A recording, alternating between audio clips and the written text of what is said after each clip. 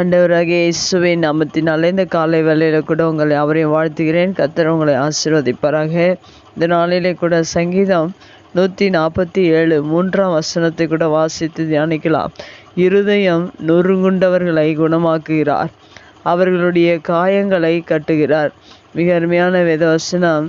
இந்த வேதவசனத்தில் இருதயம் நொறுங்குண்டவர்களை குறித்து சொல்லப்பட்டிருக்கிறது. மெய்யாகவே இந்த உலகத்தில் அநேக மனிதர்கள் இருதயம் நொறுங்குண்டு வாழ்ந்து கொண்டிருக்கிறார்கள். அவர்களுடைய இருதயங்கள் காயமாக இருக்கிறது. இந்த இரண்டு காரியங்களையும் இந்த உலகத்தில் இருக்கிற எந்த மனிதனாலும் இருதயத்தில் இருக்கிற காயங்களையும் இருதயத்தில் இருக்கிற வேதனைகளையும் யாராலும் குணமாக்க முடியாது. ஆனால் நம்முடைய கர்த்தர் இந்த இருதயத்தில் நொறுக்கப்பட்டிருக்கிற ஒவ்வொரு மனிதனுடைய இருதயத்தையும் தேவன் குணமாக்குகிறவராக இருக்கிறார்.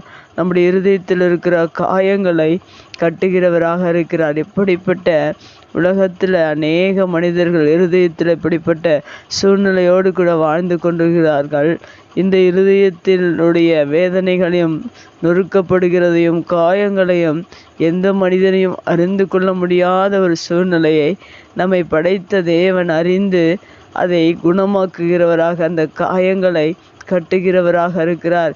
ஒருவேளை இந்த புதிய நாளில் கூட அநேகருடைய இருதயத்தில் அநேக காயங்கள், அநேக நொறுக்கப்பட்ட சூழ்நிலைகள் இருக்கும் என்றால் நம்முடைய ஆண்டவர் கர்த்தர் இருக்கிற இந்த கர்த்தர் நம்முடைய காயங்களையும் நம்முடைய இருதயம் நொறுக்கப்பட்ட சூழ்நிலைகளையும் தேவன் அறிந்து அதை நமக்கு குணமாக்கி நம்முடைய காயங்களை கட்டுகிறவராக இருக்கிறார்.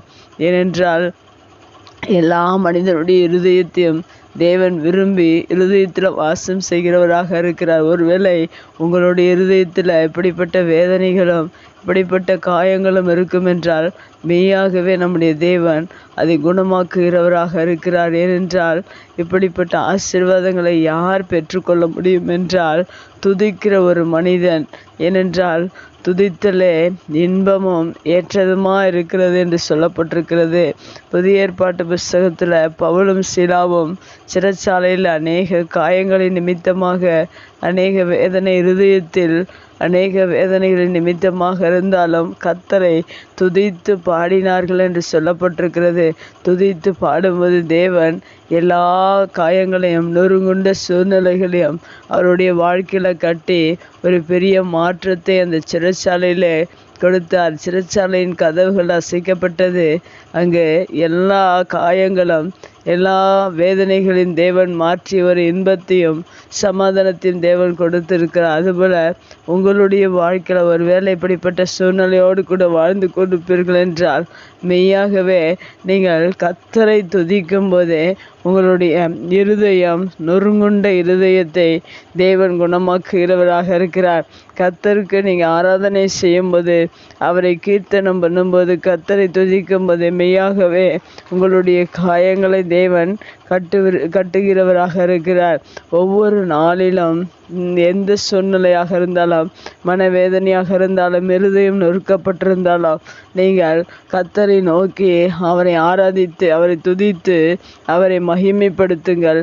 உங்களுடைய வாழ்க்கையில் இருக்கிற எல்லா இருதயம் நொறுங்குண்ட சூழ்நிலைகளையும் தேவன் குணமாக்குகிறவராக இருக்கிறார். ஒருவேளை உங்களுடைய இருதயத்தில் அநேக காரியங்களை குறித்து காயங்களும் வேதனைகளும் பாடுகளும் நிறைந்த அந்த இருதயத்தை தேவன் காயங்களை கட்டுகிற தேவனாக இருக்கிறார். எல்லா சூழ்நிலையிலும் நாம் கர்த்தரை துதிக்கும் போதுதான் இப்படிப்பட்ட ஆசீர்வாதங்களை நாம் பெற்றுக்கொள்ள முடியும். ஏனென்றால் தேவன் துதியின் மத்தியில் வாசம் செய்கிறவர். தேவனுக்கு துதிக்கிற காரியங்கள் மிகவும் ஏற்றதாக இருக்கிறது.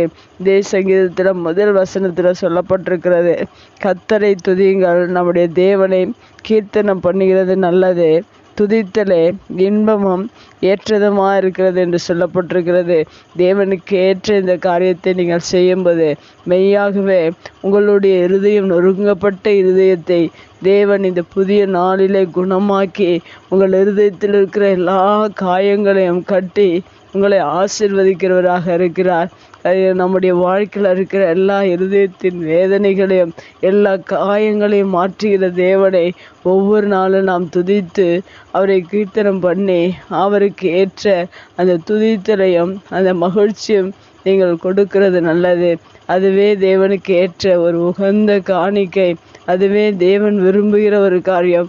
அந்த காரியத்தை செய்வோம். நம்முடைய இருதயத்தில் இருக்கிற மனவேதனைகளை தேவன் மாற்றி ஆசீர்வதிக்க உள்ளவராக இருக்கிறார். கண்களை மூடி செபிக்கலாம். எங்கள் அன்பு தகப்பனே, தர்மையான வார்த்தையின் பிரகாரம் ஒவ்வொரு மனிதனுடைய இருதயத்தில் இருக்கிற நீர் ஆண்டவரின் நொறுங்குண்ட சூழ்நிலையை நீர் குணமாக்குகிற தேவன், காயங்களை கட்டுகிற தேவன். அப்படியாய் நீர் ஆசீர்வதிப்பீராக. இந்த புதிய நாளிலே ஒவ்வொருடைய இருதயத்தையும் நீர் குணமாக்கி ஒவ்வொருடைய காயங்களை நீர் கட்டி நீர் ஆசீர்வதிக்கிறதற்காக நன்றி. இப்படிய வார்த்தை கேட்கிற ஒவ்வொரு பிள்ளைகளுடைய குடும்பங்களிலும் அவர்களுடைய இருதயத்தில் இருக்கிற எல்லா வேதனைகளையும் நொறுங்குண்ட சூழ்நிலைகளையும் நீர் குணமாக்குகிற தேவன், எல்லா காயங்களையும் நீர் கட்டுகிற தேவன்.